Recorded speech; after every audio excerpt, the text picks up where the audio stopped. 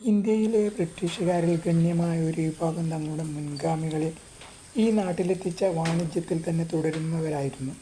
അവർ അവിടെ തന്നെ തുടർന്നു. എന്നാൽ സൈനികർ, ICS ഉദ്യോഗസ്ഥന്മാർ, പോലീസ് ഇൻസ്പെക്ടർമാർ, എഞ്ചിനീയർമാർ, ഫോറസ്റ്റുമാർ തുടങ്ങിയ 60,000 പേർക്ക് ഞങ്ങളുടെ വീട് എന്നവർ വിശേഷിപ്പിക്കുന്നു ആ ദ്വീപിലേക്ക് തിരിച്ചു പോകാനുള്ള സമയമായിരുന്നു അത്.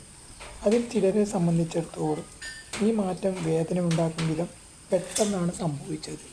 അനേകം പരിചാരകരുള്ള അതിമനോഹരമായ ഒരു ഗവർണറുടെ ബംഗ്ലാവിൽ നിന്ന് നാട്ടുമ്പുറത്തെ ഒരു കുടിലിലേക്ക് ഉദ്യോഗ കാലാവധിയാകും മുമ്പേ വിരമിക്കുകയും കിട്ടുന്ന പെൻഷൻ വളരെ വേഗം നാണയപ്പെരുപ്പത്തിൽ നഷ്ടപ്പെട്ടു പോവുകയും ചെയ്യുന്ന അവസ്ഥ അവരെ നേരിട്ടു.